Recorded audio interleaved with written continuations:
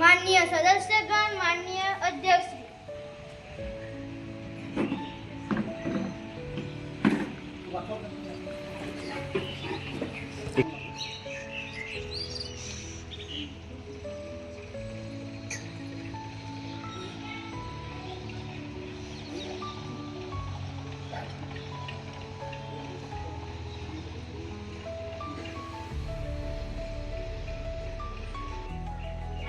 सदस्यगण પોતાનું સ્થાન ગ્રહણ કરે.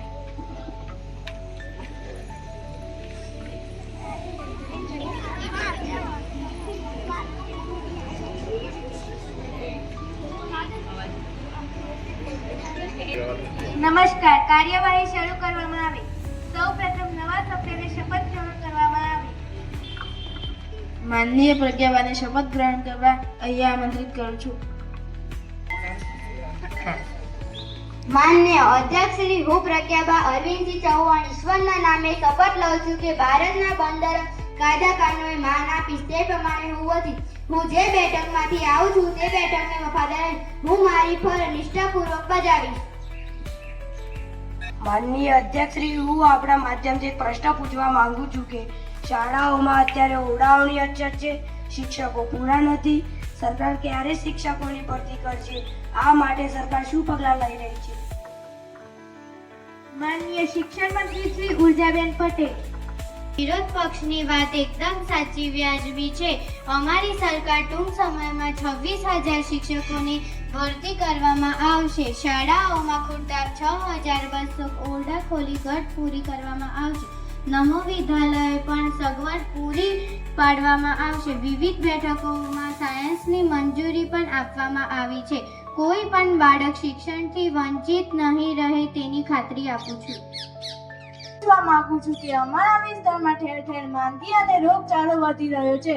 તાલીમબદ્ધ ડોક્ટરો નથી. દવાઓ વિના લોકોને ખાનગી હોસ્પિટલોમાં જવું પડે છે. તે માટે સરકાર શું કરે છે?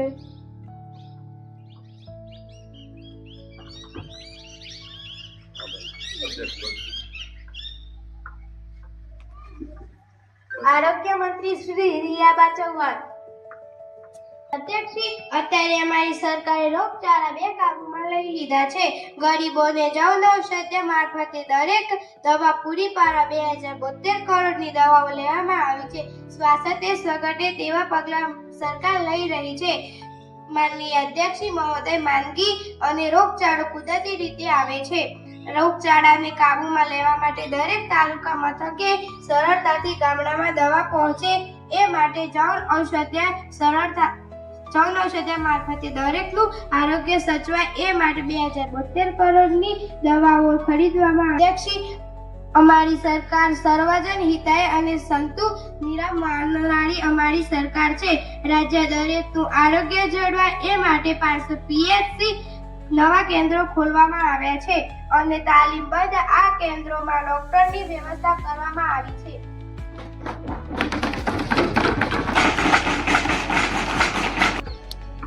માનનીય અધ્યક્ષ શ્રી, હું આપના મારફતે એક પ્રશ્ન પૂછવા માંગુ છું કે મારા મત વિસ્તારમાં વરસાદ ઓછો પડવાથી પાક નિષ્ફળ ગયો છે. પાણી નથી, વીજળી નથી, તો સરકાર ખેડૂતો માટે શું પગલાં લઈ રહી છે?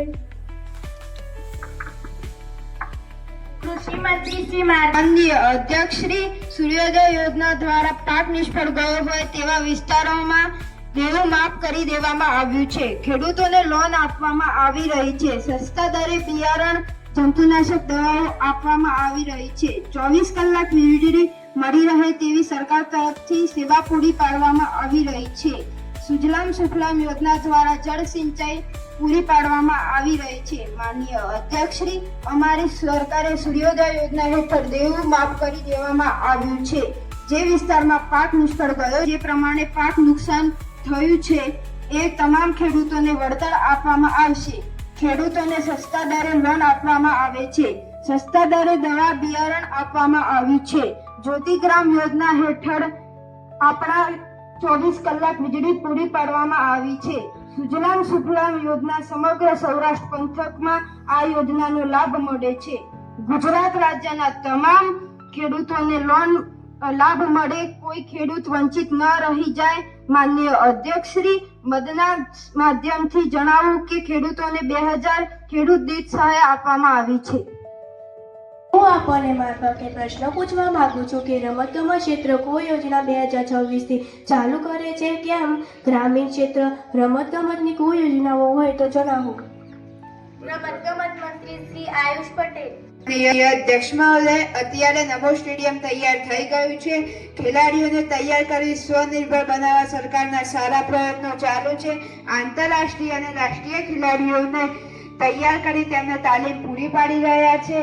ગામડાના છેવાડાના યુવાઓને રોકડ સહાય પૂરી પાડીને વિવિધ યોજનાઓ શરૂ કરી છે.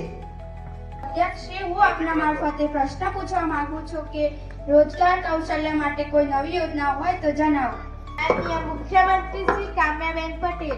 અધ્યક્ષશ્રી, હું આપના માધ્યમથી લોકોને અને સભ્યોને જણાવવા માંગુ છું કે દેશના યુવાનોનો સર્વશ્રેષ્ઠ છે.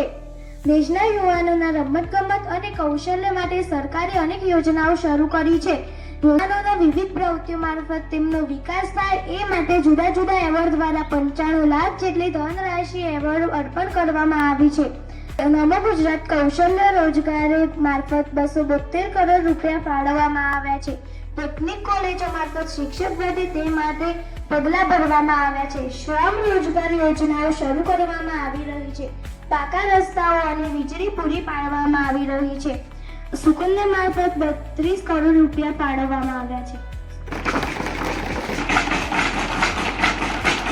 માનનીય અધ્યક્ષશ્રી મહોદય, આપણા ગુજરાતમાં શ્રમ અને રોજગાર ક્ષેત્રે કેટલાક યુવાનોને રોજગારી આપી વિગતે જણાવો. માનનીય અધ્યક્ષ શ્રી, 15 લાખ યુવાનોને શ્રેય રોજગારી પૂરી પાડવામાં આવી છે. 25 લાખ દીકરીઓના નામે રોજગારી શ્રેય સેવાઓ પૂરી પાડી છે. યુવાનોને ટેકનિકલ તાલીમ આપી તૈયાર કરવામાં આવ્યા છે. શિક્ષણ ક્ષેત્રે 2026માં 65,000 શિક્ષકોની ભરતી કરવાની છે. ઉદ્યોગોમાં રોજગાર વધે તે માટે યુવાનોને તાલીમ આપવાની છે.